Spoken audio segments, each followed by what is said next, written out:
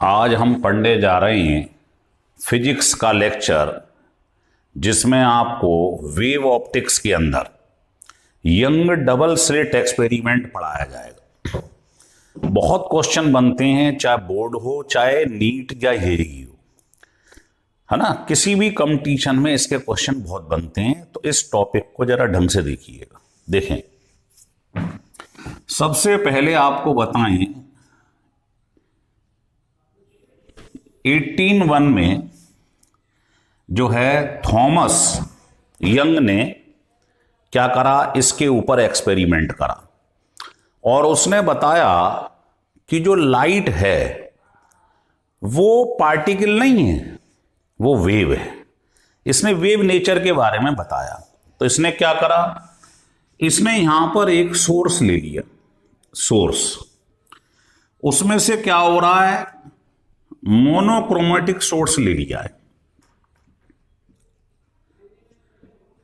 Monochromatic यहां पर source लिया है, मतलब जिसमें से एक ही टाइप की लाइट निकलती है ना, उसकी वेवलेंथ फिक्स है। तो यहां से लाइट निकली, तो यहां पर इसने क्या करा, इसके सामने यहां एक कॉन्वेक्स लेंस ले लिया, इसको फोकस पे रखा है। तो फोकस पे रखा है तो निकलने वाली लाइट क्या होगी, पैरेलल हो जाएगी। आपने सुना है ना, पैरेलल से आए तो फोकस पे मिलती है और फोकस से चले तो पैरेलल हो जाती है। इसके बाद हमने क्या करा, यहां पर स्लिट लगा दी। स्लिट किसे कहते हैं आप जानते ही हो।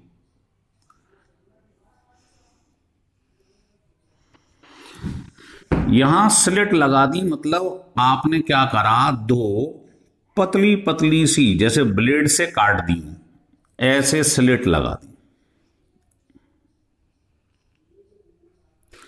इनका नाम S1 S2 रख दिया। अब इसमें से आप देखोगे जैसे ही ये लाइट निकलेगी तो स्क्रीन पे क्या होगा, देखिए ये स्क्रीन है, मान लो सामने ये स्क्रीन है। तो स्क्रीन के ऊपर इसने क्या देखा कि यहां पर इस तरीके से फ्रिंजेस बन गई, ब्लैक, वाइट, उसके बाद फिर ब्लैक,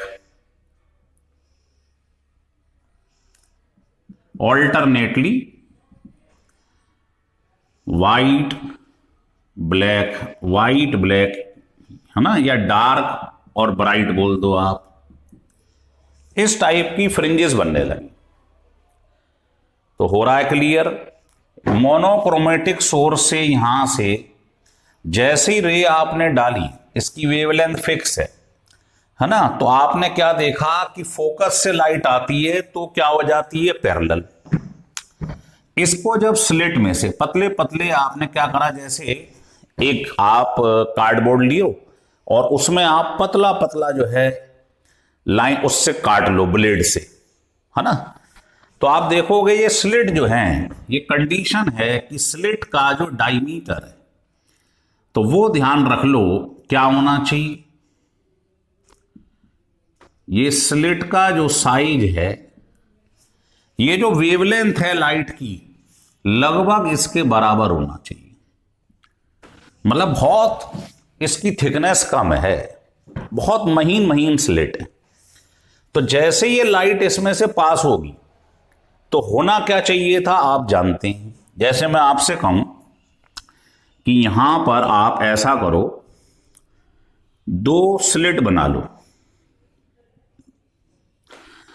है ना, ऐसे बोर्ड लो, उसमें स्लिट बना लो और यहां से लाइट डालो। तो आप देखोगे जो स्लिट के अंदर से निकलेगी लाइट, वही तो स्क्रीन पे दिखाई देगी। मतलब स्लिट के ये पतले पतले जो आपने यहां पर दो लाइन खींच ली, काट दिया है, लाइट इसमें से निकलेगी तो सामने आप देखोगे जो स्लिट के पीछे होगी जगह, वहीं तो लाइट पहुंचेगी, बाकी जगह तो ओपेक है। वो क्या करेगी, लाइट को रोक लेगी। पर ऐसा हुआ नहीं, है ना। इसने जो एक्सपेरिमेंट करा, उसने ये देखा कि जब ये लाइट इसमें से पास हुई तो क्या हुआ सामने, क्योंकि जो लाइट है वो वेव की फॉर्म में चल रही है, इसने ये बताया है, इसने वेव नेचर बताया है, मतलब इसने ये बताया है कि लाइट जो है वो पार्टिकल की फॉर्म में नहीं, वेव की फॉर्म में चल रही है। तो जो सामने स्क्रीन थी उस पर केवल इसमें से निकलने पर जो सामने ब्राइट दिखाई देना चाहिए था स्पॉट, वो नहीं दिखाई दे रहा है। वो देख रहा है कि पूरे स्क्रीन के ऊपर ऑल्टरनेटली क्या बनते जा रहे हैं, फ्रिंजेस बनती जा रही हैं, है ना, इस प्रकार पट्टी बनती जा रही है, डार्क ब्राइट ऐसे बनती चली जा रही है। क्यों? क्योंकि जब इसमें से लाइट निकलेगी तो वो कैसी होगी, वेव नेचर, ऐसे फैलती चली जाएगी। और जहां पर इन दोनों का क्या होगा, कंस्ट्रक्टिव इंटरफेरेंस, तो आपने पढ़ा है कंस्ट्रक्टिव इंटरफेरेंस,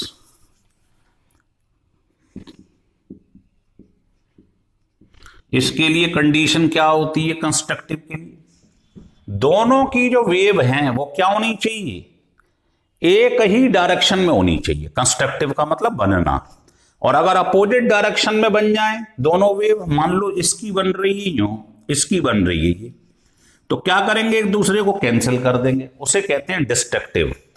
जहां डिस्ट्रक्टिव इंटरफेरेंस हो रहा होगा इनके अंदर, वहां पर तो ब्लैक बन जाएगा, और जहां कंस्ट्रक्टिव हो रहा होगा ऐसे, जैसे ये ऊपर है ये भी ऊपर है, दोनों ऊपर है ना, तो दोनों का एम्पलीट्यूड जुड़ जाता है, इंटरफेरेंस में पढ़ा है हमने। तो इसका मतलब यह है कि जब कंस्ट्रक्टिव होगा, दोनों की वेव एक ही डायरेक्शन में ओवरलैप करेंगी तो बनेगी ब्राइट फ्रिंज, और अपोजिट डायरेक्शन में होगी दोनों की वेव तो कहलाएगा डिस्ट्रक्टिव इंटरफेरेंस, मतलब डार्क आपको फ्रिंज दिखाई देगी। तो कंस्ट्रक्टिव के लिए होता है, क्या बनता है, मैक्सिमा, मतलब ब्राइट फ्रिंज बनती है, ये कहने का मतलब है। और कंडीशन क्या होती है, पाथ डिफरेंस जो है आपने पढ़ा है इंटरफेरेंस वाले लेक्चर में, पाथ डिफरेंस इसके लिए 0, lambda, 2 lambda up to n lambda, है ना। तो देखो सेंटर में तो बनती है कौन सी फ्रिंज, हमेशा जब पाथ डिफरेंस 0 होता है क्या बनती है, ब्राइट फ्रिंज। उसके बाद ये है फर्स्ट मैक्सिमा, सेकंड मैक्सिमा। और अगर डिस्ट्रक्टिव इंटरफेरेंस हो जाए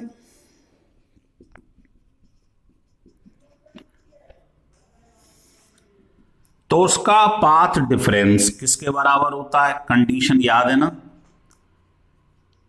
ये होता है, ये आपने इंटरफेरेंस में पढ़ा होगा। तो हमें ये कंडीशन ध्यान रखनी है कि ब्राइट फ्रिंज मतलब मैक्सिमा, मतलब कंस्ट्रक्टिव, दोनों एक साइड में आ रही ऐड हो जाएंगी, उसके लिए पाथ डिफरेंस ये होता है, और डिस्ट्रक्टिव के लिए ये होता है। इसी से हम आगे क्वेश्चन सॉल्व करेंगे, तो इसको बना लीजिए फिर हम आगे बढ़ते हैं।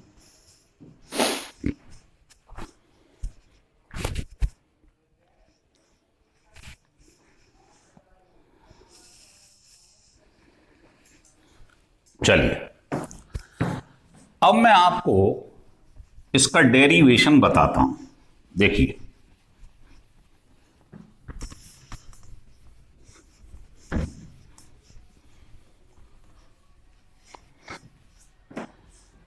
तो देखिए डेरिवेशन इसका ये है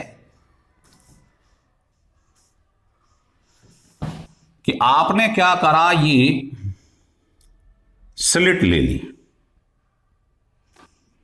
S1 S2, और ये सामने स्क्रीन, ये स्क्रीन है, इनके बीच का डिस्टेंस मान लिया कैपिटल D, और ये डिस्टेंस बहुत ज्यादा होता है, मीटर्स में होता है। स्लिट के बीच का डिस्टेंस मान लिया स्मॉल d, ये बहुत स्मॉल होता है, इन मिलीमीटर होता है। कंडीशन याद रखना, मतलब capital D is very very very very greater than small d, क्योंकि ये मीटर में है, ये मिलीमीटर में। ये आपने सेंट्रल पॉइंट बना लिया। अब बताइए अगर यहां से ये वाला डिस्टेंस दोनों का दोना S1O और S2O बराबर हो जाए, S1O S2O के बराबर हो जाए, तो बताओ दोनों का डिफरेंस पाथ में कुछ होगा? नहीं होगा। और अभी अभी पढ़ा था जब ये 0 होता है तो इसको बोलते हैं सेंट्रल मैक्सिमा। ये कंडीशन है मैक्सिमम की, मतलब ब्राइट फ्रिंज बनेगी। तो सेंट्रल पॉइंट पे ब्राइट फ्रिंज बनती है जब पाथ डिफरेंस 0। आप देख रहे हो ना, ये वाला डिस्टेंस इस वाले डिस्टेंस के क्या है? बराबर है, क्योंकि ये डिस्टेंस बहुत कम होता है। तो हमने ये मान लिया कि ये डिस्टेंस इसके बराबर है, तो दोनों का जो पाथ है, रास्ता है, उसमें डिफरेंस आ रहा, कोई कुछ नहीं आ रहा है। अब मान लो ये तो बात मैं कर रहा था सेंट्रल की। अब मैं मानता हूं इसके बाद क्या होगा, यहां बनेगा सेंट्रल ब्राइट के बाद क्या बनता है? डार्क। फर्स्ट डार्क, फिर फर्स्ट ब्राइट, फिर सेकंड डार्क, फिर सेकंड ब्राइट, ऐसे ऑल्टरनेटली बनती है ना। तो हमने ये मान लिया 1 मिनट के लिए कि साहब इस पॉइंट पे, इसको मैंने मान लिया, मान लो P। अब इनको मैं हटा दे रहा हूं। पहला केस खत्म हो गया, ये वाला कि ब्राइट फ्रिंज बन रही है सेंटर पे।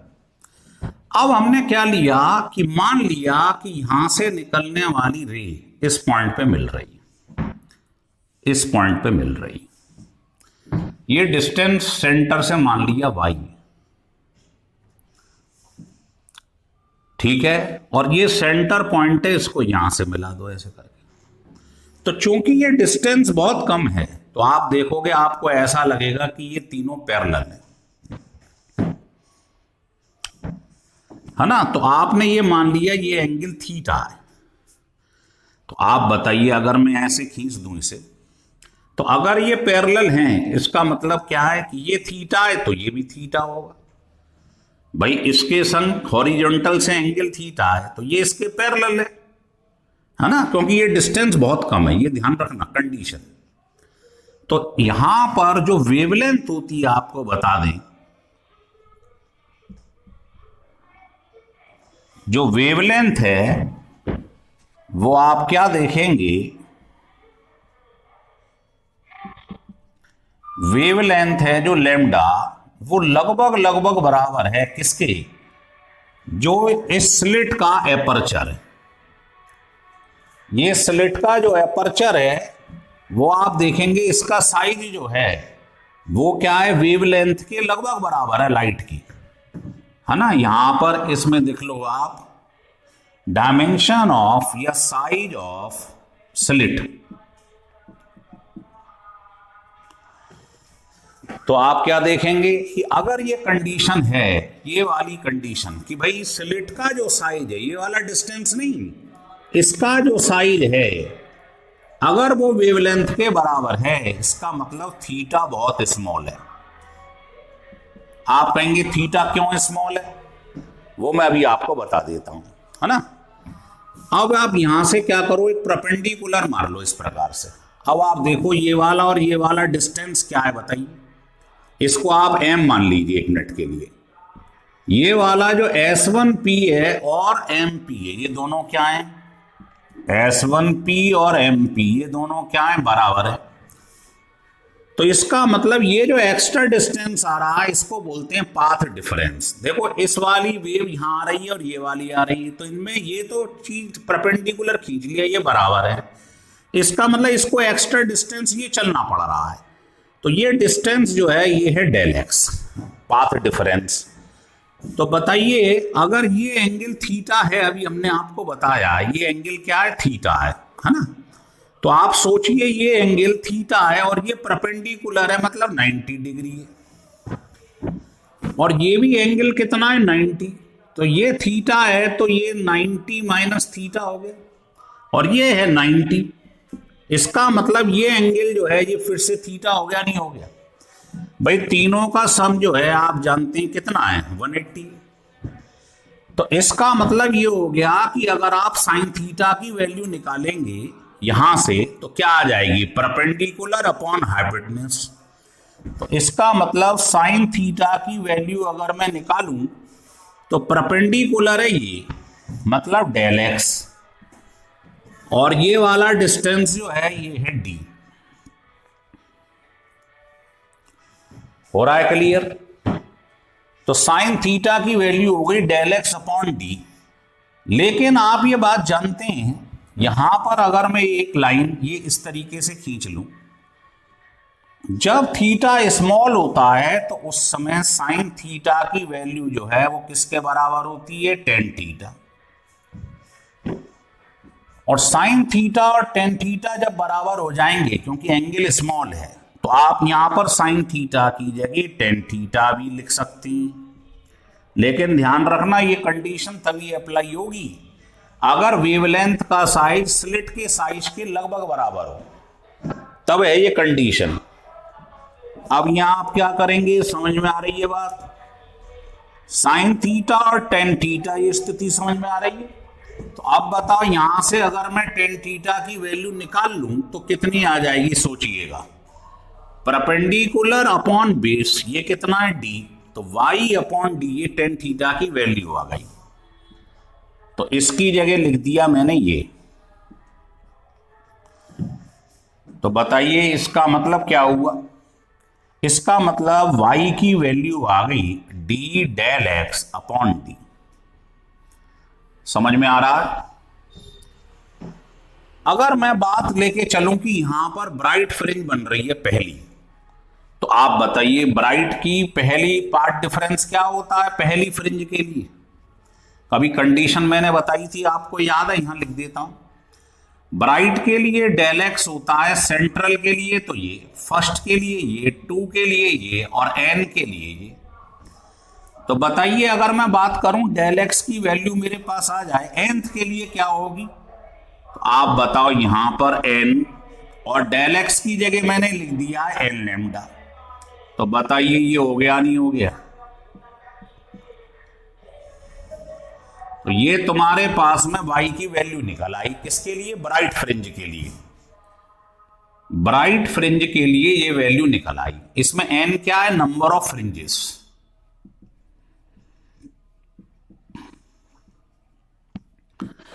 n है नंबर ऑफ फ्रिंजेस। जैसे मैं कहूं आपसे कि बताओ यहां सेंट्रल से फिफ्थ ब्राइट फ्रिंज कहां बन रही है? यहां 5 रख देना। फोर्थ कहां बन रही है? 4 यहां रख देना। तो ये डेरिवेशन समझ में आ गया? क्योंकि अगर ये क्लियर हो गया है तो डार्क वाले का तो बहुत आसान लगेगा आपको, सिमेट्री है दोनों के अंदर, है ना? तो ये आप लिख लो पहले।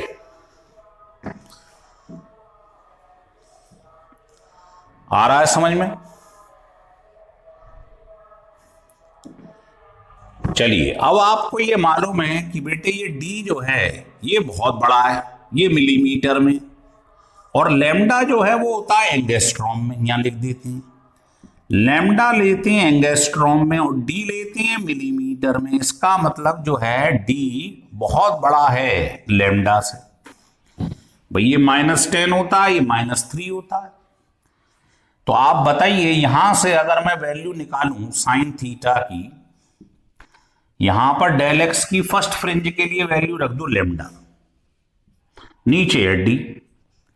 तो बताइए अगर डी बहुत बड़ा है लैम्डा से, डी बड़ा है, तो साइन थीटा की वैल्यू बहुत कम आ जाएगी। साइन थीटा मतलब थीटा, तो थीटा स्मॉल तभी होगा अगर ये कंडीशन है। क्लियर हो रहा है? चलिए फिर एक बार समझा देता हूं, समझ लीजिए। करा क्या है हमने? देखिए, सबसे पहले हमने एक बार और समझाते हैं, आप इसको लिखा रहने देती, फिर एक बार समझाते हैं। देखिए, क्योंकि ये बहुत इंपॉर्टेंट है।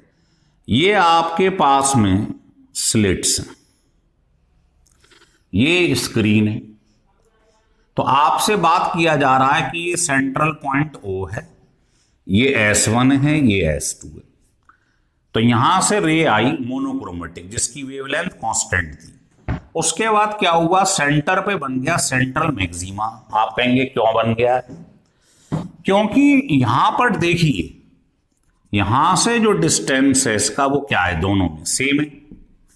तो पाथ का कोई डिफरेंस है? रास्ते का कोई डिफरेंस है? नहीं है। तो S1 O इसके बराबर है। इसका मतलब पार्ट डिफरेंस जो डेल एक्स है वो 0 हो गया। और ये किसकी कंडीशन थी, हमने आपको बताई थी, डेल एक्स 0 हो, लैम्डा हो, 2 लैम्डा हो, ये है ब्राइट फ्रिंजेस जब बनती है, मैक्सिमा की कंडीशन है। तो आपने देखा सेंट्रल पॉइंट पे मैक्सिमा बन रहा है क्योंकि पार्ट डिफरेंस 0 है। ये बात क्लियर हो गई पहले। फिर हमने क्या करा, इसको हटा दिया। अब हमने देखा यहां पर सेंट्रल पॉइंट के अलावा हमने चेक करा इसके बाद क्या बनता है, मैक्सिमा के बाद मिनिमा, मतलब डार्क, फिर ब्राइट, फिर ऑल्टरनेटली, है ना। अभी बताया था फ्रिंजेस ऐसी बनती। तो मैंने ये कंसीडर कर लिया कि ये पॉइंट है, इसको मान लिया P। स्लिट में से वेव आई और दूसरी स्लिट में से भी वेव आई, है ना। तो ये हमने एंगल मान लिया थीटा है। ये तीनों वेव आप देखोगे, ये स्लिट जो है इसके बीच का डिस्टेंस बहुत ही कम होता है मिलीमीटर में, और ये बहुत डिस्टेंस पर है, ये मीटर में। तो आपको ऐसा लगेगा कि ये तीनों पैरेलल है क्योंकि इनका डिस्टेंस बहुत कम है ना। तो बताओ ये अगर इसके पैरेलल है तो इसका हॉरिजॉन्टल के संग एंगल थीटा है, तो इसका भी हॉरिजॉन्टल के संग एंगल थीटा होना चाहिए, ठीक है। लेकिन ये कंडीशन ध्यान रखना, ये तभी लगेगा अगर तो पहली बात कैपिटल डी बहुत ज्यादा हो स्मॉल डी से, और दूसरा इसका जो एपर्चर है स्लिट का वो क्या होना चाहिए, लगभग वेवलेंथ के बराबर होना चाहिए। ये लिखा हुआ है वेवलेंथ के बराबर होना चाहिए साइज ऑफ स्लिट, है ना। तो हमने क्या करा, अगर ये दोनों लगभग बराबर हैं मतलब थीटा स्मॉल है, और थीटा जब स्मॉल होता है तो साइन थीटा बराबर होता है टेन थीटा। तो हमने क्या करा, यहां एक परपेंडिकुलर मारा, है ना, क्योंकि अगर आप नेकेड आई से देखेंगे तो अब आपको दिखाई दे रहा है ये वाला डिस्टेंस और ये वाला डिस्टेंस, यहां से इसको m मान लिया है। ये वाला S1P और MP ये दोनों क्या है, सेम है, ये लिखा हुआ है। अगर ये सेम है तो बताओ इसने ये डिस्टेंस ट्रेवल करा और इसने डिस्टेंस ट्रेवल करा, तो बताओ इसने कितना ज्यादा कर दिया, इतना। इसको बोलते हैं पाथ डिफरेंस। तो साइन थीटा, देखो आपको ये बताने की कोशिश करी थी ये थीटा है तो ये थीटा है। अगर ये थीटा है और ये क्या है, परपेंडिकुलर मारा, ये 90 डिग्री है, ये थीटा है और ये भी 90 है। तो बताओ अगर ये थीटा है और ये पूरा 90 है तो ये 90 माइनस थीटा हो, और ये परपेंडिकुलर है मतलब 90 है, तो ये 90 माइनस थीटा, ये 90, तो ये भी थीटा हो गया, नहीं हो गया। अब बताओ इस ट्रायंगल से साइन थीटा क्या होगा, ये तो परपेंडिकुलर है, तो साइन थीटा क्या होता बताइए, है ना। इसके सामने क्या हो जाएगा, ये परपेंडिकुलर, ये बेस, ये हाइपोटेन्यूज, तो साइन थीटा होता परपेंडिकुलर अपॉन हाइपोटेन्यूज। तो ये कितना है, path difference del x upon D, sine theta आ गया। तो साइन थीटा हो गया डेल एक्स मतलब पाथ डिफरेंस ओवर डी। और ये आप पढ़ चुके हैं, चूंकि ये स्मॉल है, एंगल स्मॉल है, तो साइन थीटा टेन थीटा के बराबर होगा। तो साइन थीटा की जगह टेन थीटा लिख लो। और अगर इस ट्रायंगल को लिया जाए, इस वाले को, तो बताओ अगर ये डिस्टेंस मान लो y है, यहां क्या बन रही है, फ्रिंज बन रही है, व्हाइट या ब्राइट मान लें, तो बताओ टेन थीटा क्या हो जाएगा, perpendicular upon base y upon D, ये वाला डिस्टेंस। तो टेन थीटा की जगह मैंने लिख लिया y अपॉन डी, इक्वेट कर दिया। तो ये मेरे पास आ गया फर्स्ट ब्राइट फ्रिंज, है ना। ये डेल एक्स पे डिपेंड करेगा सब कुछ, चाहे ब्राइट बन रही हो चाहे डार्क बन रही हो, हमें नहीं मालूम अभी क्या बन रही है।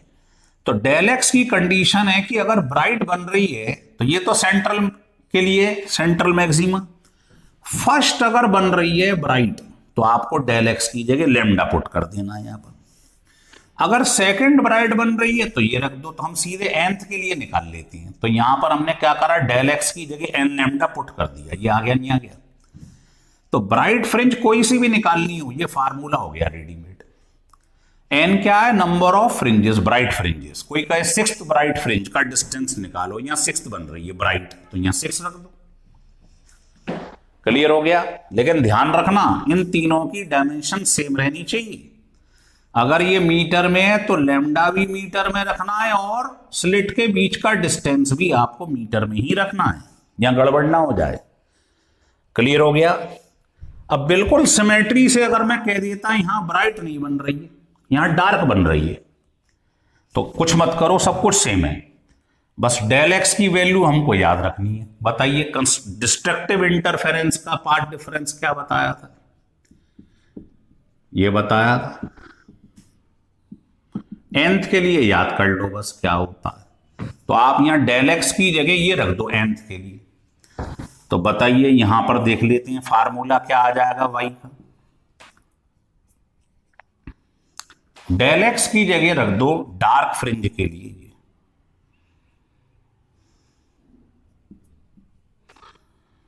ये हो गया डार्क फ्रिंज के लिए। तो हमें सिर्फ ये और ये समझना है बस, ब्राइट के लिए ये, डार्क के लिए ये। लिख लो।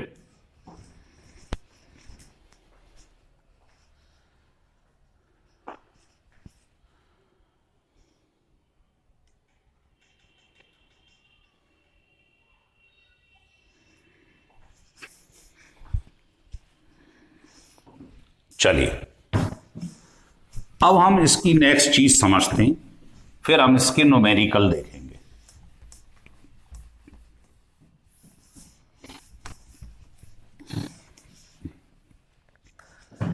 अब आता है साहब, तो पहले तो मैं यहां लिख देता हूं जो रिजल्ट आया निकल के, कि for bright fringe central point से डिस्टेंस ब्राइट फ्रिंज के लिए क्या आ गया साहब, ये आ गया।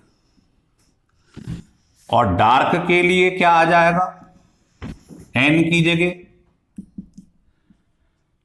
ये डेल एक्स रख दिया और नीचे ये लिखा। ठीक है। ब्राइट के लिए क्या रखते हैं, डेल एक्स की जगह n लैम्डा, और डेल एक्स की जगह ये किसके लिए रखते हैं, डार्क के लिए।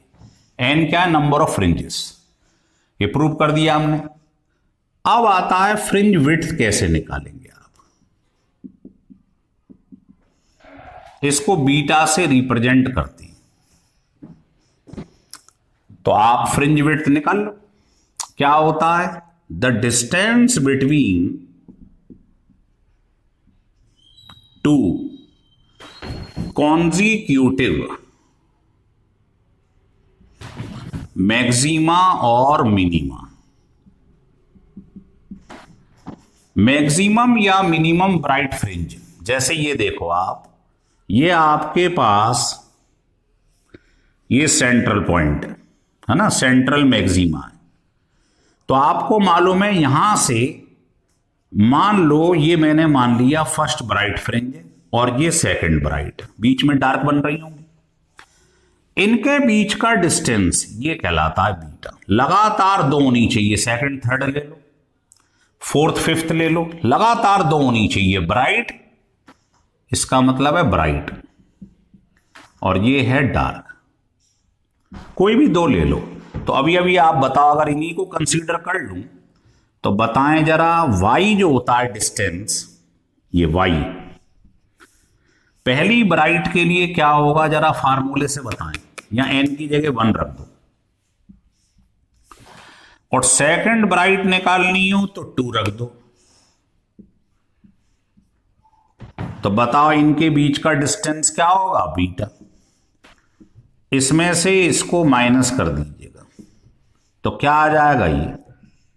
तो आज के बाद ध्यान रखना कि फ्रिंज विड्थ का फार्मूला ये आ गया।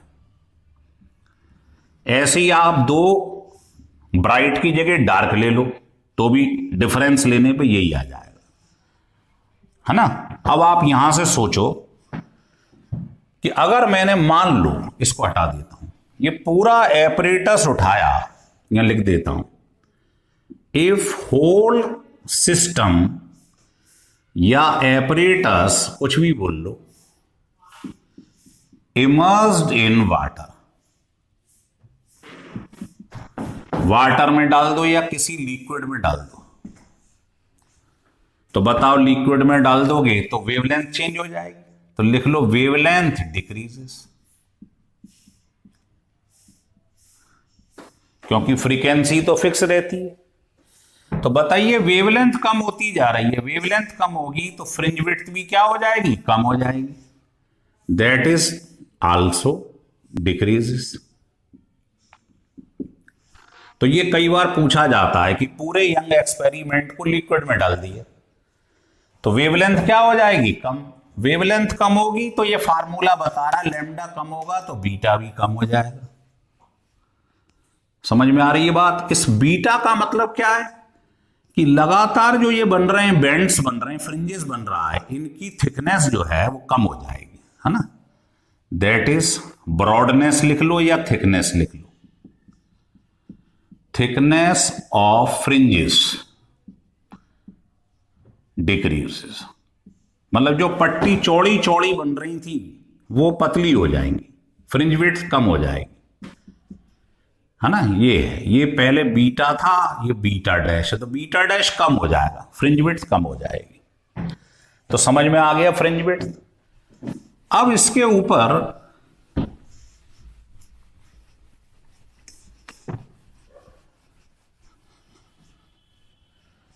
मैं आपको कुछ न्यूमेरिकल कराने जा रहा हूं, लिख लो। पहला न्यूमेरिकल, किसी ने आपसे यह कह दिया कि आप ये बताइए find the distance between fourth bright fringe, ऐसे लिख लो, fourth bright fringe and sixth dark fringe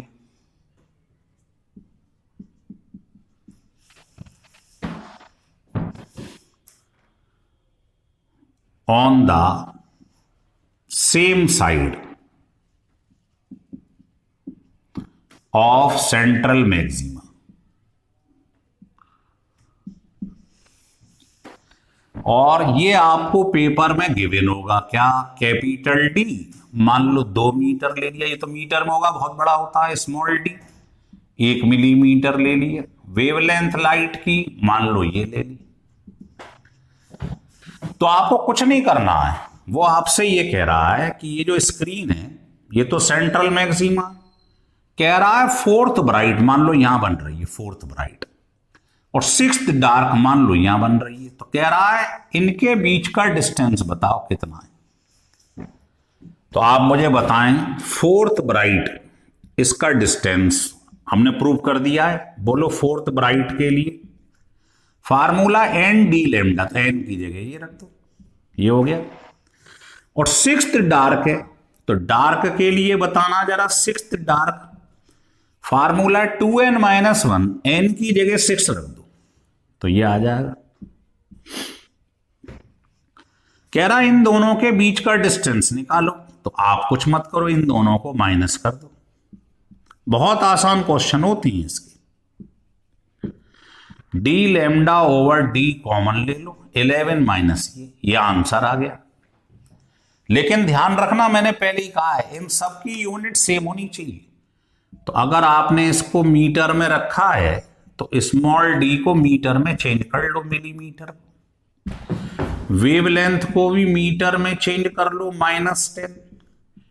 ये तीनों वैल्यू यहां पुट करो, आंसर आ जाएगा। हो रहा है क्लियर? लिख लो।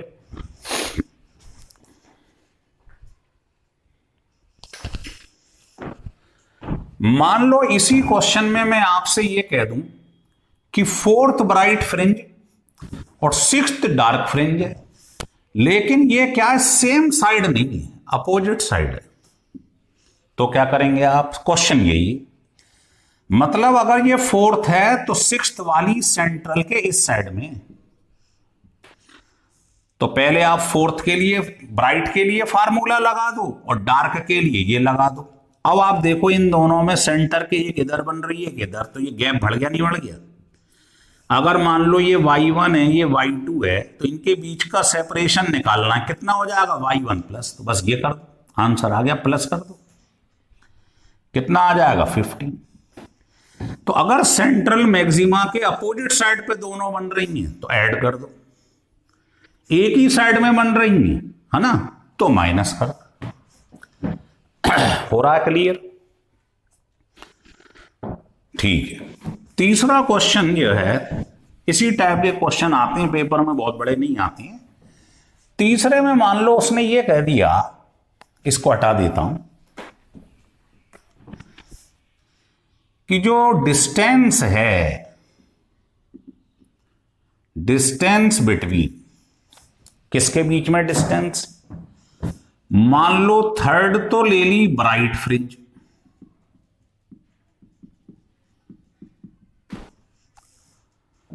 और फोर्थ ले लिया आपने डार्क फ्रिंज, डार्क फ्रिंज। इन दोनों के बीच का डिस्टेंस जो है मान लो 0.2 मीटर है, गिवन है। तो कह रहा है calculate fringe width, fringe width निकालो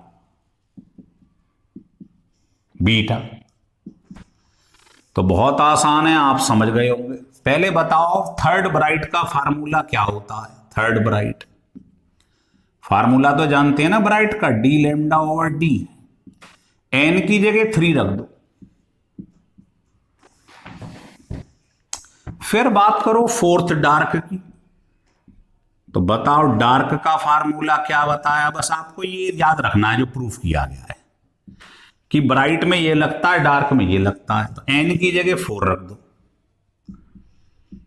बताइए ये आ गया। कह रहा है इन दोनों, और ये जब नहीं गिवन होता है तो हम ये मानते हैं कि ये दोनों सेंट्रल मैक्सिमा के एक ही साइड में बन रहे हैं, है ना। ये थर्ड ब्राइट और फोर्थ डार्क एक ही साइड में, इसके अपोजिट नहीं। तो आप बताएं, आपको ये दोनों दे दिए, इनके बीच का जो डिस्टेंस है वो दिया है 0.2। तो आप दोनों को डिफरेंस ले लो। ये आपने फोर्थ डार्क और ये, इनके बीच का डिस्टेंस 0.2 गिवन है। तो आप दोनों की वैल्यू पुट कर दो। वैल्यू पुट कर दिया आपने।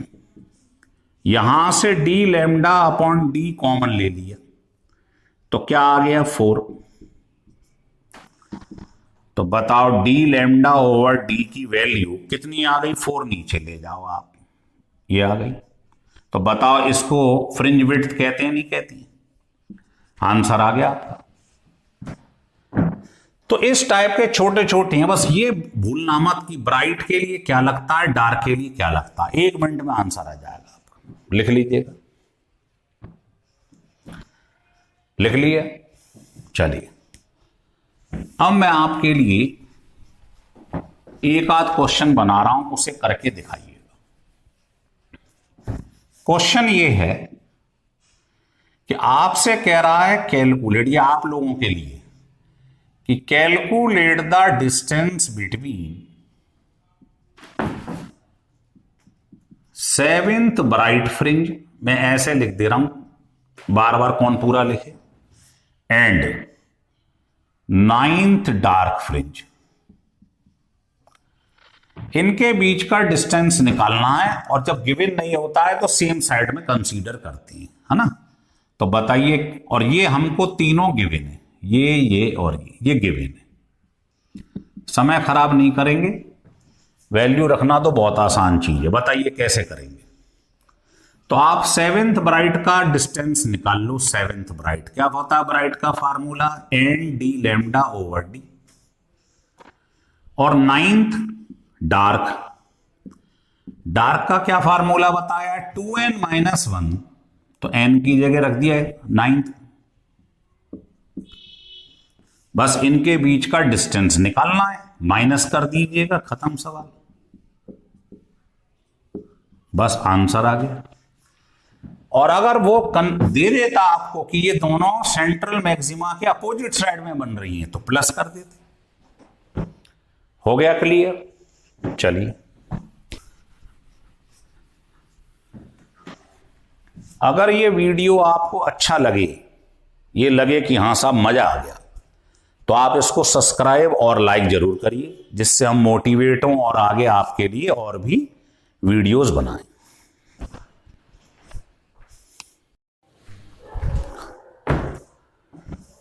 आज हम यंग डबल स्लिट एक्सपेरिमेंट का लेक्चर नंबर 2 स्टार्ट करेंगे, जो बहुत ही स्पेशल है। देखिए इसमें क्या करना है, जैसे ये तुम्हारे पास स्लिट्स हैं S1 और S2, और यहां आपने सामने देखा ये स्क्रीन है ना, तो आप जानते हो कि यहां पर क्या बनेगा, यहां बनेगा सेंट्रल मैक्सिमा, ब्राइट फ्रिंज बनेगी, क्योंकि पार्ट डिफरेंस क्या है, 0 है। पिछले लेक्चर में बताया था हमने, ये जब 0 लैम्डा 2 लैम्डा हो तो ब्राइट फ्रिंज बनती है। ध्यान आ रहा है? तो यहां पार्ट डिफरेंस 0 है, क्योंकि ये डिस्टेंस इसके बराबर है, तो डिफरेंस 0 हो जाएगा। दोनों सेम डिस्टेंस ट्रेवल कर रही हैं, तो यहां सेंट्रल मैक्सिमा है। पर अब हम नया केस पढ़ने जा रहे हैं कि मान लीजिए यहां हमने एक ट्रांसपेरेंट शीट लगा दी जिसकी थिकनेस T है और रिफ्रैक्टिव इंडेक्स म्यू है, मान लो। तो कैसे करते हैं क्वेश्चन को, ये देखिएगा आप। तो आपको ये बताया जाएगा कि भाई अगर ये स्लिट से जो लाइट निकल रही है, बताइए ये एयर में ज्यादा डिस्टेंस ट्रेवल कर लेगी सेम टाइम में, या इसमें से पास होगी तो ज्यादा डिस्टेंस ट्रेवल कर देगी। अगर आपके रास्ते में कुछ चीज रख दी जाए और दौड़ने को कहा जाए, एक आदमी तो सीधे दौड़ रहा है और एक आदमी के बीच में कोई चीज लगा दी जाए ऑब्स्टिकल के रूप में, रुकावट के रूप में, तो आप जानते हो इसे यहां पहुंचने में ज्यादा समय लगेगा। तो कितना पार्ट डिफरेंस है दोनों में इसके लगाने से, वही हमको प्रूफ करना है। तो देखिए इसके लिए कुछ मत करिए, सिंपल सा तरीका, ये मान लो स्लिट S1 है, ये S2 है, इन दोनों ने चलना स्टार्ट किया। जब ये दोनों चल रही थी तो यहां तक तो कोई रुकावट नहीं आ रही थी, आप देख रहे हो यहां तक है ना, कोई रुकावट नहीं। लेकिन इसके बाद रुकावट स्टार्ट हुई है, मतलब ये मान लो कि यहां कुछ है नहीं, एयर है, मैंने ऐसे ही डॉट बना दिया है, ठीक है। तो यहां तक तो दोनों सेम चल रही हैं, रुकावट तो इसके बाद है। तो आपने क्या देखा, यहां पर T थिकनेस की आपने एक शीट लगा दी जिसका रिफ्रैक्टिव इंडेक्स इतना है, और मान लीजिए स्पीड कम हो जाएगी, V हो गई। इस वाले में क्या है, ये एयर है, इसको मैंने डॉटेड लाइन से रिप्रेजेंट कर दिया जिससे कंपेयरिंग कर पाऊं, है ना। अब मुझे ये देखना है कि यहां तक तो दोनों सेम चल रही थी, दोनों एयर में चल रही हैं, लेकिन इसमें से जैसी पास होंगी तो आपको देखना पार्ट डिफरेंस कितना आ गया है। तो सोचिए वैसे ही, है ना, किसी को समझाना हो कि भाई ये बताओ, इसमें से ये पास होगी, ये गिलास स्लैब है और ये एयर में, तो एयर में स्पीड ज्यादा होती है, वेलोसिटी ऑफ लाइट, है ना। तो आपको ये देखना है दोनों को सेम टाइम दिया जा रहा है, तो बताइए ये रास्ता ज्यादा कवर कर लेगा या ये, तो मालूम है ये कर लेगा, भाई इसमें तो रुकावट है। तो अगर आपको कहा जाए 1 सेकंड में दौड़ो और रुकावट लगा दी जाए तो आप कम दौड़ पाओगे, ये ज्यादा दौड़ लेगा, ठीक है। तो हमने ये मान लिया ये कुछ पर्टिकुलर टाइम में T डिस्टेंस कवर कर रहा है इसे पार करने में, तो ये कितना कवर कर लेगा उतने टाइम में, ये निकालना है। तो पहले हम स्लैब की बात कर ली थी, तो बताइए रिफ्रैक्टिव इंडेक्स का फार्मूला हाइगन्स प्रिंसिपल में पढ़ा है, क्या होता है, velocity in air, velocity in medium, पढ़ा है फार्मूला नंबर 1। यहां से आप ये स्पीड निकाल लो कितनी है, ये आ गई। मीडियम में स्पीड निकल आई कितनी है लाइट की। अब आप बताओ टाइम कितना लगा, इसमें टाइम कितना लगा T डिस्टेंस को कवर करने में। तो टाइम क्या होता है, डिस्टेंस इनटू, है ना, डिस्टेंस क्या होता है, स्पीड इनटू टाइम। तो टाइम क्या हो जाएगा, डिस्टेंस ओवर स्पीड। तो डिस्टेंस कितना है, T है, और स्पीड यहां से निकाल लिया आपने C ओवर म्यू। तो बताइए ये आ गया नहीं आ गया। तो आपने T डिस्टेंस कवर करने में जो आपको टाइम लगा है वो इतना लगा है। अब यही टाइम आपको इसमें दिया गया कि इतने ही टाइम में ये कितना चल दिया है। तो बात करेंगे अब एयर की। तो बताइए डिस्टेंस क्या होता है, ये निकालना है। क्या होता है distance? Speed into time. Speed कितनी है एयर के अंदर? c, और टाइम वही ले रहे हैं हम पिछला वाला, है ना, ये निकाला है टाइम। तो ये कैंसिल हो गया, ये आ गया म्यू टी। तो आपको ये क्लियर हो गया कि टी डिस्टेंस इसने कवर करा स्लैब के अंदर किस पर्टिकुलर टाइम में, उसी टाइम में ये वाली ने ज्यादा डिस्टेंस कवर कर लिया, कितना? म्यू टी, क्योंकि म्यू 1 से ग्रेटर होता है। लिख लीजिएगा।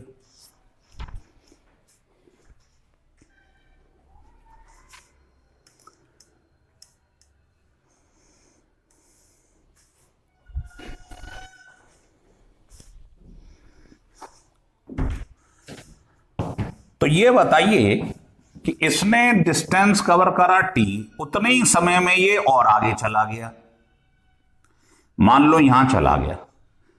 तो बताइए आप इन दोनों में कितने का डिफरेंस आ गया? इसने टी करा, इसने म्यू टी करा। तो बताओ पार्ट डिफरेंस दोनों में कितना आ गया? Del x. डेल एक्स कितना आ गया? तो इसमें से इसको माइनस कर दीजिए, म्यू टी माइनस टी, तो ये आ गया, नहीं आ गया? तो पार्ट डिफरेंस दोनों में इतना आ गया स्लैब के लगाने से, है ना। अब ये सामने मान लो स्क्रीन है, तो क्लियर हो गया कि इसको स्लैब में से पास होने में, टी थिकनेस पास होने में समय लगा कितना? इतना। टाइम निकाल लिया। उतने ही समय में ये एयर के अंदर इससे ज्यादा चल लेगा क्योंकि रुकावट नहीं है कोई, तो कितना चल लेगा वो हमने निकाल लिया उसी टाइम के अंदर। टाइम की वैल्यू यही रख दी इसमें। तो हमें मालूम पड़ गया इसने टी डिस्टेंस कवर करा, इसने कवर करा म्यू टी। तो पार्ट डिफरेंस कितना है दोनों के बीच में? डिफरेंस निकाल लीजिएगा। तो स्लैब के लगाने से पाथ डिफरेंस कितना आ गया देख लिए। चलिए, तो आज के बाद हमको मालूम पड़ गया कि जो पार्ट डिफरेंस होता है, यहां देखिए ये मान लो ये बना हुआ है, तो आपको ये तो मालूम ही है कि सेंट्रल फ्रिंज यहां तो बनेगी नहीं। क्यों नहीं बनेगी? क्योंकि बीच में अगर आपने स्लैब लगा दिया है तो ये वाली डिस्टेंस ज्यादा कवर कर रही है, ये कम कर रही है, इसलिए यहां ना बनकर आप देखोगे थोड़ा सा ऊपर यहां बनेगा सेंट्रल मैक्सिमा। यहां नहीं बनेगा अब सेंट्रल, तो आप यहां लाइन खींच लीजिए ऐसे करके और एक परपेंडिकुलर लगा दीजिएगा। तो पहले पिछले डेरिवेशन में आपने पढ़ा था, पिछले लेक्चर में, यहां से पार्ट डिफरेंस कितना आ गया था? ध्यान है, डी साइन थीटा। ध्यान आ रहा है? ये पार्ट डिफरेंस कितना आ गया था? Del x d sine theta. और थीटा जब स्मॉल होता है, आपको पढ़ाया गया था पिछले लेक्चर में, तो साइन थीटा किसके बराबर होता है? Tan theta. तो यहां से वैल्यू आ जाएगी del x equal to d sine theta की जगह टेन थीटा पुट कर दें। बताइए यहां से ये आपने एक लाइन ड्रॉ कर ली, बताइए ये एंगल थीटा था, तो बताइए यहां से मान लो ये वैल्यू वाई डैश है, ये मालूम पड़ जाएगा ये कितना शिफ्ट हो गया है। सेंट्रल मैक्सिमा शुरू में इतना था, ओल्ड सेंट्रल मैक्सिमा, और ये हो गया न्यू सेंट्रल मैक्सिमा। शीट के लगाने पे शिफ्टिंग हो गई। तो आप ये बताइए पाथ डिफरेंस ये निकाल लिया, टेन थीटा की वैल्यू क्या होगी? Perpendicular upon this. तो आपने इसकी जगह पे रख दिया उठा के ये, और डेल एक्स की वैल्यू क्या होगी? अभी अभी आपने निकाला है, जो शीट के रखने से पार्ट डिफरेंस आता है वो कितना होता है? Mu minus 1 into T. तो यहां से आपको मालूम पड़ गया जो सेंट्रल मैक्सिमा यहां नहीं बन रहा था, शीट के रखने पे थोड़ा ऊपर बन रहा था, है ना, वाई डैश। तो वाई डैश की वैल्यू निकाल लीजिए कितनी हो गई है। तो इसकी वैल्यू इतनी आ गई।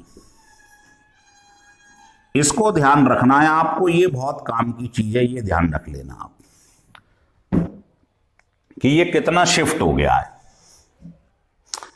हो रहा है क्लियर? लिख लीजिएगा।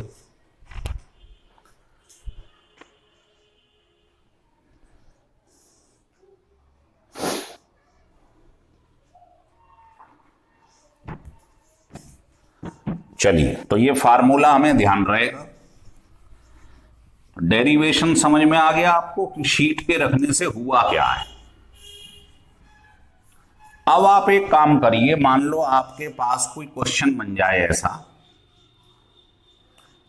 ये स्क्रीन है, ये ओल्ड सेंट्रल मैक्सिमा है और ये बन गया न्यू,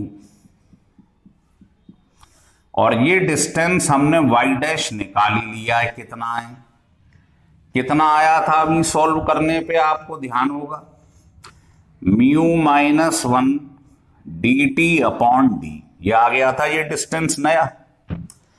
अब ये बताइए, जो सेंट्रल मैक्सिमा होता है, इनिशियल बात करें जब आपने स्लैब नहीं लगाया था, तो बताइए इसके इधर उधर क्या बन रहा था, dark fringe, bright dark fringe. तो वो आपसे ये पूछ रहा है कि बताओ अगर ये स्लैब लगा दूं तो ये कितनी शिफ्ट हो जाएंगी, कितनी फ्रिंज इसमें से गायब हो जाएंगी। मतलब सेंट्रल मैक्सिमा यहां तो रहा नहीं, यहां आ गया, तो इनके बीच में जो डिस्टेंस है उतने कितनी फ्रिंज, क्योंकि फ्रिंज बीच में तो बनेंगी नहीं, अब वो तो जो नया सेंट्रल मैक्सिमा है इसके दोनों साइड में बनेंगी। अब तो आपको ये बताना है इसमें से कितनी फ्रिंजेस जो थी वो डिस्प्लेस हो गई इतने डिस्टेंस के अंदर। तो अगर आपको नंबर ऑफ फ्रिंजेस निकालनी है, डिस्प्लेस कितनी हो गई डिस्प्लेस, तो आप ये जो डिस्टेंस है, आप जानते हो एक फ्रिंज के डिस्टेंस को क्या कहते हैं, फ्रिंज विड्थ, तो है ना। तो आप क्या करेंगे, जो y डैश आपने निकाला है, ये डिस्टेंस जो शिफ्ट हो गया है, इसको आप फ्रिंज विड्थ से डिवाइड कर दो, सिंपल। तो ये फार्मूला जो आप देख रहे थे अभी, और बीटा होता है फ्रिंज विड्थ, तो उसका फार्मूला आप ऑलरेडी पिछले लेक्चर में पढ़ चुके हैं, डी लैम्डा ओवर डी। ये कट जाएगा, ये कट जाएगा, तो कट के आपके पास ये वैल्यू आ जाएगी। तो ये नंबर ऑफ फ्रिंजेस डिस्प्लेस इससे निकल आती है,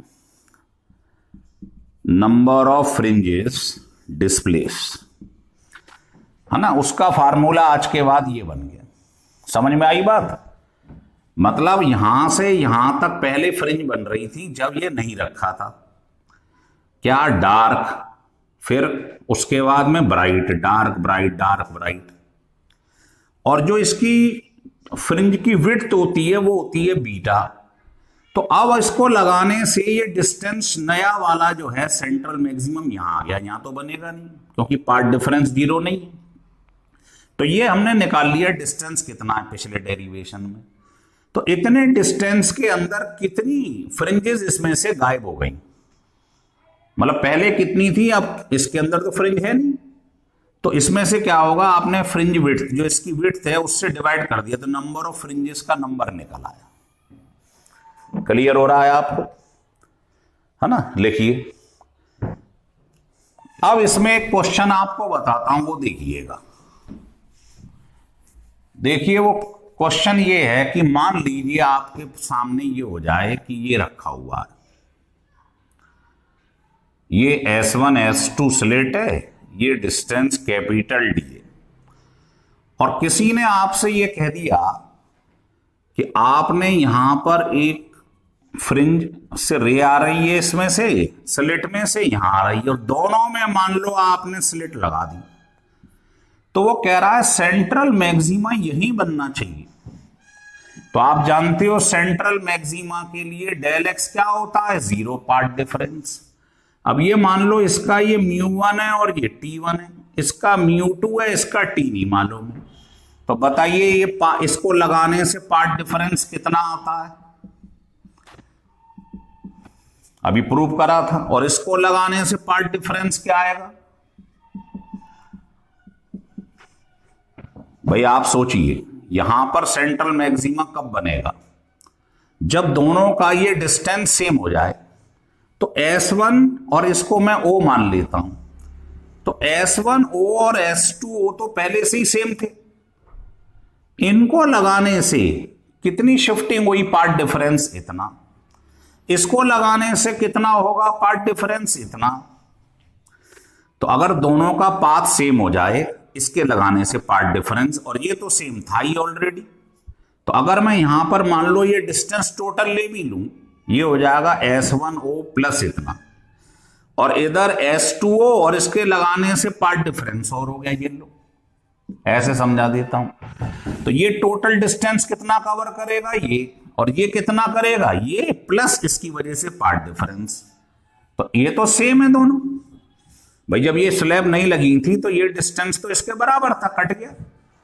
तो ये कोई भी ऐसा आ जाए डबल वाला सवाल तो इससे कर सकते हैं। अब आप इसमें क्या करेगा कि तीन चीज तो पेपर में दे देगा, ये गिवन है, ये गिवन है, ये गिवन है, और T2 जो है इसकी थिकनेस आपसे निकलवा रहा है, ये निकलवा लेगा बस। हो रहा है क्लियर? और ये भी ध्यान रख लें नेक्स्ट कि अगर आपने इसके अंदर यहां पर ये स्लेटें S1 S2, और मान लीजिए आपने यहां पर इस तरीके से मान लो, सेंट्रल मैक्सिमम यहां तो बनेगा नहीं लगाने पे, लेकिन अगर मान लो स्लिट नहीं, वो नहीं लगा है, स्लैब नहीं लगाया है, और यहां पर आपने इस स्लिट के ऊपर मान लो रेड कलर चिपका दिया, और इस वाले के ऊपर वॉयलेट चिपका दिया, तो बताइए क्या यंग डबल स्लिट एक्सपेरिमेंट होगा कि नहीं होगा?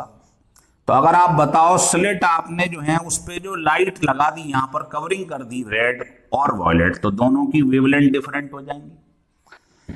तो अगर वेवलेंथ डिफरेंट हो गई, इसका मतलब है यंग डबल स्लिट एक्सपेरिमेंट होगा ही नहीं। उसके लिए वेवलेंथ क्या होनी चाहिए? मोनोक्रोमेटिक, मतलब सेम होनी चाहिए, वेवलेंथ कांस्टेंट होनी चाहिए, पर आपने अलग अलग कलर की इसके ऊपर क्या कर दी, कवरिंग कर दी, तो वेवलेंथ अलग अलग है, तो ये एक्सपेरिमेंट होगा ही। इस एक्सपेरिमेंट के लिए वेवलेंथ क्या होनी चाहिए? सेम होनी चाहिए। तो मुझे लगता है ये आपकी समझ में आ रहा है। एक केस इसमें और ले लेते हैं, और वो ये समझाते हैं आपको कि मान लीजिए ये स्क्रीन है, ये स्लिट है ना, और हमने क्या करा साहब, इसमें से एक स्लिट को बंद कर दिया, इस छेद को बंद कर दिया, लाइट इसी से आने दी। तो क्या आप बताइए, क्या यंग डबल स्लिट एक्सपेरिमेंट मतलब इंटरफेरेंस होगा? क्योंकि हम जानते हैं जब ये दोनों चल रही होती हैं स्लिट, तो इसमें इंटरफेरेंस भी होता है और डिफ्रैक्शन भी होता है, ये ध्यान रख लेना। जब दोनों स्लिट खुली होती हैं तो दोनों इसके अंदर पैटर्न होते हैं, इंटरफेरेंस भी, डिफ्रैक्शन भी। लेकिन अगर आपने एक क्लोज कर दी, मान लीजिए एक ही रहने दी, तो ध्यान रखिए इसमें यंग डबल स्लिट एक्सपेरिमेंट नहीं होगा, केवल डिफ्रैक्शन होगा। डिफ्रैक्शन का मतलब क्या? लाइट का डाइवर्ट कर जाना इसके टकराते ही। तो डिफ्रैक्शन तो हो रहा है, चीज माइग्रेट हो रही है, रास्ते से मुड़ रही है, लेकिन इंटरफेरेंस के लिए दो स्लिट चाहिए। अगर यंग डबल स्लिट चाहते, एक आपने बंद कर दिए, तो ये एक्सपेरिमेंट जो हो रहा है इंटरफेरेंस, ये नहीं होगा, इंटरफेरेंस नहीं होगा अगर एक स्लिट बंद कर दी, केवल डिफ्रैक्शन होगा। तो ये सब आए हुए क्वेश्चन है। अगर आपको लगे साहब वीडियो बढ़िया है तो इसको सब्सक्राइब और लाइक जरूर करिएगा, और ढंग से स्टिल कर करके 2-3 बार पढ़िएगा, तभी फायदा होगा इसका।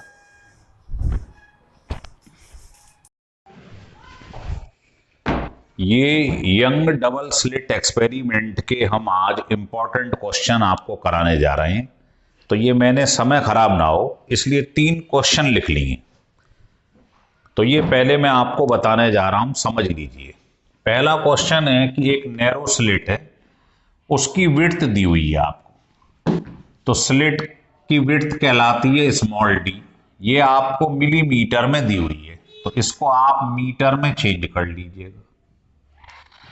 फिर कह रहा है आपको वेवलेंथ गिवन है इतने नैनोमीटर, इसको भी मीटर में कन्वर्ट कर लो।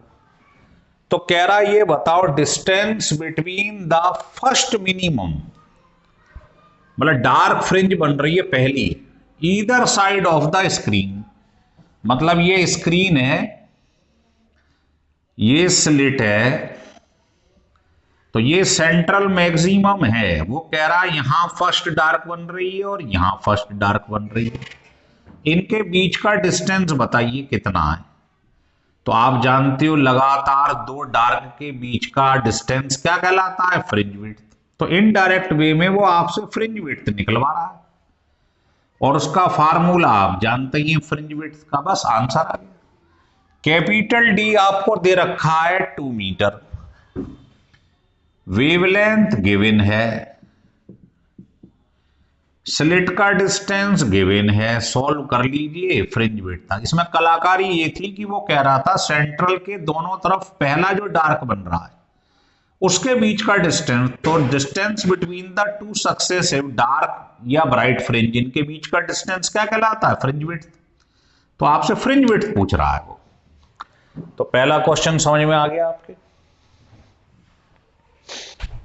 चलिए दूसरा क्वेश्चन बहुत बढ़िया है, ढंग से देखना जरा।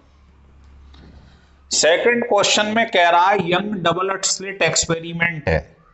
इसमें मैंने क्या देखा, 12 फ्रिंजेस बन गई सामने एक पर्टिकुलर सेगमेंट में।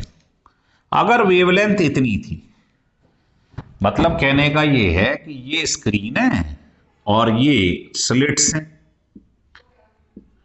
ये सेंट्रल मैक्सिमा है। तो आप मान लो यहां तक एक पर्टिकुलर डिस्टेंस मान लो, वो कह रहा है इतने एरिया के अंदर शुरू में 12 फ्रिंजेस बन रही थी, है ना। वेवलेंथ शुरू में गिवन है, नंबर ऑफ फ्रिंजेस गिवन है, कह रहा है इतने ही एरिया के अंदर बताओ कितनी फ्रिंज बनेंगी सेम सेगमेंट में अगर वेवलेंथ चेंज कर दी जाए। अब वेवलेंथ उसने ये कर दी और आपसे पूछ रहा है उतने ही सेगमेंट में बताइए कितनी फ्रिंजेस बनेंगी। पढ़ लो question. Young double slit experiment में 12 फ्रिंजेस बन रही हैं certain segment of the screen. जब लाइट इतनी पड़ती है तो एक पर्टिकुलर सेगमेंट, मान लो इतना डिस्टेंस ले लिया, इसके अंदर 12 फ्रिंजेस बन रही हैं। तो कह रहा अगर वेवलेंथ चेंज कर दूं तो बताओ उतने ही डिस्टेंस में कितनी फ्रिंजेस बनेंगी। तो आपके लिए ये जो डिस्टेंस है ये फिक्स कर दिया गया है। तो बताइए फार्मूला इसका क्या होता है, याद करिए क्या होता है फार्मूला, है ना। आपने पढ़ा है n d lambda upon d. यहां मेंशन तो है नहीं कि ब्राइट है या डार्क है, नहीं दिया है, तो अपनी आसानी के लिए मैंने ब्राइट फ्रिंज मान लिए। तो बताइए बेटा, वो कह रहा है ये वाई जो है वो सेम रहता है दोनों केस में, तो 2 बार डिवाइड कर दो, डिवाइड कर दो। पहले फ्रिंजेस n1 थी, बाद में n2, पहले वेवलेंथ लैम्डा था, बाद में ये y तो सेम है डिस्टेंस, ये कट जाएगा ये और ये कट जाएगा। तो आपके पास n1 अपॉन n2 आ गया λ2 अपॉन λ1। λ2 बाद में कितना है 400, पहले कितना था 600, पहले n कितनी थी फ्रिंजेस 12 और बाद में निकालनी। तो इसको आप सॉल्व कर लीजिएगा तो आंसर आपका 18 आ जाएगा। तो बड़ा अच्छा क्वेश्चन है ये, कुछ नहीं है, ये डिस्टेंस फिक्स कर दिया है उसने, तो इसको 2 बार लिख के डिवाइड कर दो बस। हो गए दोनों क्वेश्चन एकदम क्लियर। अब आप तीसरा क्वेश्चन है, ये तो थ्योरी का क्वेश्चन है, देख लीजिएगा बहुत आसान है। देखिए ये डिफरेंट वैरायटी के क्वेश्चन है। अब थर्ड क्वेश्चन देखिएगा। थर्ड क्वेश्चन में कह रहा है यंग डबल स्लिट एक्सपेरिमेंट में 3 कलर इस्तेमाल किए गए हैं अलग अलग, एक बार में एक ही कलर यूज किया गया है, ग्रीन, रेड और ब्लू। तो कह रहा है बताओ इन हर बार जब फ्रिंज विड्थ निकलेगी वो उसका रिलेशन बताना है। तो बताइए, ये तो बहुत आसान क्वेश्चन है। फ्रिंज विड्थ का फार्मूला आप सब जानते हो भाई, कैपिटल डी स्मॉल डी तो फिक्स रहता है स्क्रीन का डिस्टेंस और स्लिट का, तो बीटा का लैम्डा से क्या रिलेशन है डायरेक्टली। अगर आपने पढ़ा है विबग्योर तो बताइए इसका जो है वेवलेंथ मैक्सिमम होता है ना, यों जाने पे वेवलेंथ कम होती जाती है। तो बीटा का रिलेशन लैम्डा से क्या है, डायरेक्टली प्रोपोर्शनल। तो बताइए रेड में, ग्रीन में और ब्लू में, रेड है ना, फिर ग्रीन, फिर ब्लू, तो सबसे ज्यादा वेवलेंथ किसकी है, रेड की। तो जिसकी वेवलेंथ ज्यादा उसका बीटा ज्यादा है। फिर किसका है, ग्रीन का, और फिर किसका है, ब्लू का। तो बस यही आपका आंसर है, ये लिखा हुआ है, कुछ नहीं करना है। फ्रिंज विड्थ पूछ रहा है, उसका रिलेशन लगा दो। कैपिटल डी स्मॉल डी तो कांस्टेंट है, बीटा का लैम्डा से रिलेशन आ गया। अब आपको कलर याद होना चाहिए, किसकी वेवलेंथ मैक्सिमम होती है, यों जाने पे वेवलेंथ कम होती जाती है। तो रेड की वेवलेंथ सबसे ज्यादा है, तो उसका फ्रिंज विड्थ भी मैक्सिमम हो जाएगा। तो मुझे लगता है तीनों क्वेश्चन आपको एकदम क्लियर हो गए होंगे। अगर ये वीडियो आपको अच्छा लगे तो इसको सब्सक्राइब और लाइक जरूर करिए, जिससे आपको इसके बाद यंग डबल स्लिट एक्सपेरिमेंट के और भी क्वेश्चन मैं बताऊंगा नेक्स्ट लेक्चर में। देखिए इस पर हम 3 क्वेश्चन आपको ऑलरेडी बता चुके हैं। ये क्वेश्चन 4th, 5th, 6th है यंग डबल स्लिट एक्सपेरिमेंट पे, है ना। तो इसको आप ढंग से देखिएगा, आपको सारे फंडे क्लियर हो जाएंगे। 3 ऑलरेडी हम बता चुके हैं। ये कह रहा है यंग डबल स्लिट एक्सपेरिमेंट में 2 वेवलेंथ हैं, ये और ये, इनको यूज किया गया है अलग अलग। तो कह रहा है what is the minimum distance from the central maximum where there maxima coincide again. आपको वो डिस्टेंस बताना है जहां पर ये दोनों के दोनों मैक्सिमा कोइंसाइड कर रहे हैं। तो कैसे करेंगे जरा ये देखिए, फिगर देख लीजिएगा। ये स्लिट है S1 S2 और ये स्क्रीन है, ये सेंट्रल मैक्सिमा है। तो पहले वेवलेंथ ये यूज की गई, तो हमने मान लिया यहां पर मैक्सिमा बन रहा। फिर हमने यूज करा का, वो कह रहा पहले वेवलेंथ ये यूज करी λ1, बाद में λ2, ठीक है। और हमें बताना है what is the minimum distance from the central maxima, मतलब ये डिस्टेंस क्या है, सेम है दोनों केस में। तो 2 केस की जब बात हो तो मैंने आपको बताया ब्राइट फ्रिंज के लिए ये फार्मूला आपने लगा दिया। दोनों के लिए y तो सेम रहेगा डिस्टेंस, वो कह रहा है ये 2 बार डिवाइड कर दो, है ना। तो पहले बताइए, वो आपसे कह रहा है वेवलेंथ आपको λ1 दी हुई है, λ2 दी हुई है, ठीक है, λ1 और λ2। पहले आपने मान ली इसकी फ्रिंज, ब्राइट फ्रिंज ये है, इसकी y तो सेम है दोनों का, और capital D small D same है। तो बताइए ये आ गया कि नहीं आ गया। और लैम्डा दोनों मुझे दे रखे हैं, λ2 दिया हुआ है 700 और λ1 दिया है 500, इसकी वैल्यू आ गई। ये मेरे पास n1/n2 निकल आया है। अब वो कह रहा है ये बताओ what is the minimum distance from the central maxima.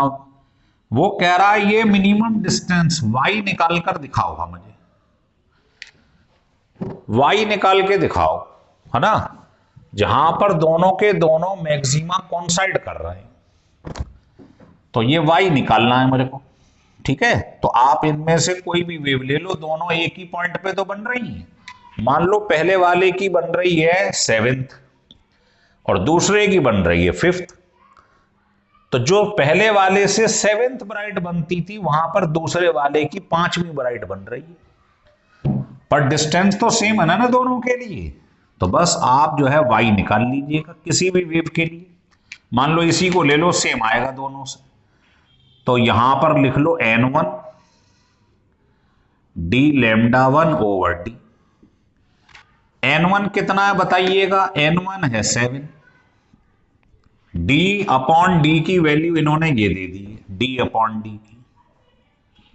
और λ1 कितना था पहले वाले के लिए, 500 नैनोमीटर में दे रखा है, है ना। तो आप भी लिख लो नैनोमीटर में ही, तो वाई भी नैनोमीटर में ही आ जाएगा। हो रहा है क्लियर? फिर समझ लो, वो कह रहा है ये दो वेव इस्तेमाल की गई हैं, दो वेवलेंथ हैं। तो पहले जब हमने 500 वाली यूज करी तो मैक्सिमम मान लो इतने डिस्टेंस पे बन रहा है सेंट्रल से, और जब हमने 700 वाली यूज करी तो उसने देखा ये डिस्टेंस जो है दोनों बार में क्या रहता है, सेम रहता है।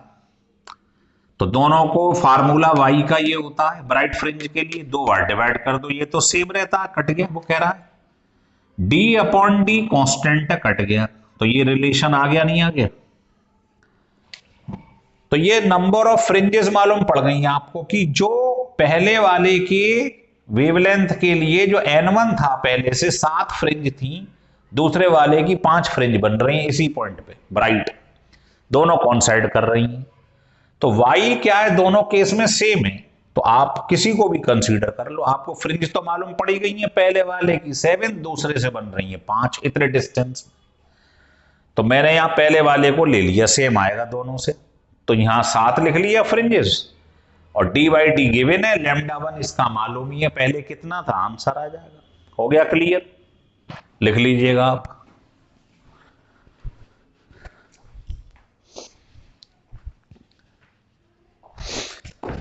अब आपको मैं दूसरा क्वेश्चन बताता हूं, स्टिल कर करके आपको 2-3 बार क्वेश्चन करना है, आपकी मास्टरी हो जाएगी।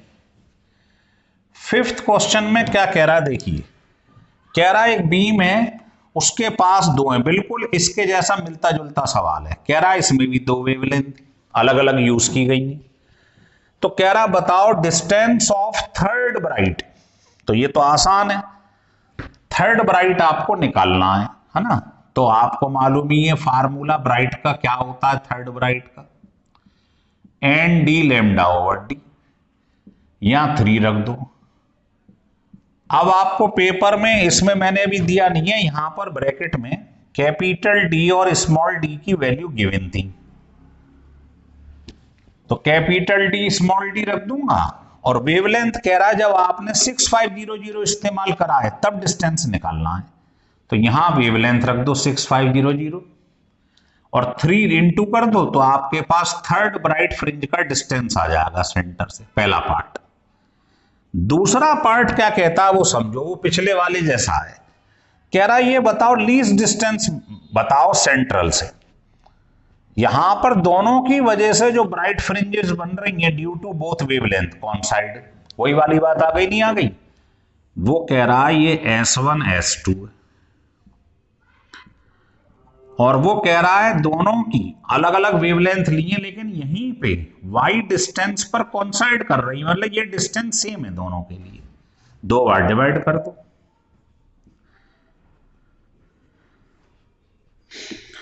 दो बार इसको डिवाइड कर दो, बिल्कुल पिछले जैसा क्वेश्चन है जी। तो यहां से कहूंगी y तो सेम है दोनों बार के लिए, तो तुम्हारे पास ये रिलेशन आ जाएगा। वेवलेंथ दोनों गिवन है 6500 और 5200, तो हमारे पास ये है 5200 अपॉन 6500। इससे N1 अपॉन N2 का रिलेशन आ गया हमारे पास, कितना आ गया कट के 52 अपॉन 65। मतलब पहले वाले से इतनी फ्रिंज बन रही थी इतने डिस्टेंस पे, और दूसरे वाले से इतनी फ्रिंजेस बन रही हैं। तो आप किसी भी एक को कंसीडर कर लो, आपको y तो निकालना है, what is the least distance, ये निकालना y। तो y इक्वल टू N1 की जगह क्या रख दोगे 52, D lambda over D, D मालूम है स्मॉल डी मालूम है, और वेवलेंथ पहले वाले के लिए कितनी यूज करी है 6500, एंगस्ट्रॉम में, मीटर में कन्वर्ट कर लिया, डिस्टेंस निकल आया। और चाहो तो आप दूसरा यूज कर लो, तो वहां पर आपको यहां पर फ्रिंजेस लिखनी पड़ेंगी 65 और वेवलेंथ लिखनी पड़ेगी ये वाली, कहां गई 5200। सेम आंसर आएगा, किसी से भी निकाल लो आप, बिल्कुल पिछला सवाल समझ लो इसे, आप लिख लें।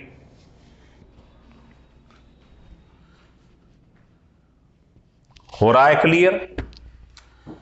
अब आप थर्ड क्वेश्चन देखो, मतलब क्वेश्चन नंबर 6 क्वेश्चन में मुझे बस ये बता दो, यही कॉन्सेप्ट लग रहा है कि ये आपको थ्योरी में बताया था। देखिए ये सेंट्रल मैक्सिमा है, ये स्लिट है, ये कैपिटल डी। वो ये कह रहा है कि यहां पर हुआ क्या है कि हमने इन दोनों में से, मान लो ये यूं जा रहा है, ये यूं जा रहा है, यहां पर एक स्लैब रख दिया है। तो स्लैब रख दिया था तो सेंट्रल मैक्सिमा यहां ना बनकर ऊपर बन गया था, नया सेंट्रल मैक्सिमा। ध्यान है, ये ओल्ड था। तो बता सकते हैं कितने डिस्टेंस पे बना था, ये प्रूफ करा था हमने। ध्यान करिए थ्योरी कि स्लैब के रखने से ये कितना शिफ्ट हो जाता है सेंट्रल मैक्सिमा वाई। अगर याद आ रहा हो, यहां लिख दूं, ये म्यू है, म्यू -1। बताइए ये डिस्टेंस शिफ्ट हो गया था नहीं हो गया था, याद करिए। अब वो कह रहा है अगर मैं स्लैब हटा दूं, वो कह रहा है स्लैब हटा दूं और कंडीशन ये वाली लगा दूं कि नया जो डी है ये वाला मैंने डबल कर दिया है और स्लैब रिमूव कर दिए, तो वो कंडीशन दे रहा है कि जो वाई डैश था वो फ्रिंज विड्थ के बराबर हो गया है। ये देखो कह रहा है इंसर्टिंग अ गिलास स्लैब का म्यू और टी दिया हुआ है। ये कह रहा है ये हमने एक इंटरफेरिंग वेव में रख दिया है after the removal of slab हटाया और डिस्टेंस डबल कर दिया है। तो हमने क्या देखा है कि बीटा वाई डैश के बराबर हो गया है, लैम्डा निकालो, ये कंडीशन दी हुई है। तो ये वैल्यू आपको मालूम ही, रख दो। और बीटा क्या होता है fringe width, D lambda upon D. अब डी नया कितना हो गया, ये कंडीशन पढ़ी है आपने, डबल। तो डी डैश की जगह 2d लिख दीजिएगा। अब आप देख लो, ये आपके पास D cancel, small D cancel, T given है, म्यू गिवन है, लैम्डा निकालना है, बस कैलकुलेट कर लो। लैम्डा निकालना है, टी गिवन है, म्यू गिवन है। क्लियर हो गया। तो अगर ये तीनों क्वेश्चन आपको अच्छे लगे हों, और 3 इससे पहले कराए हैं, टोटल 6 क्वेश्चन जब डबल स्लिट के आपने कर लिए तो आपको मैक्सिमम फंडे क्लियर हो जाएंगे यंग डबल स्लिट के। तो आप इन क्वेश्चंस को 2 बार रिवाइज करिए तो आपको विशेष फायदा होगा। और फायदा हो तो इसे सब्सक्राइब और लाइक जरूर करिए, जिससे आगे आपके लिए नई वीडियो बनाई जाए।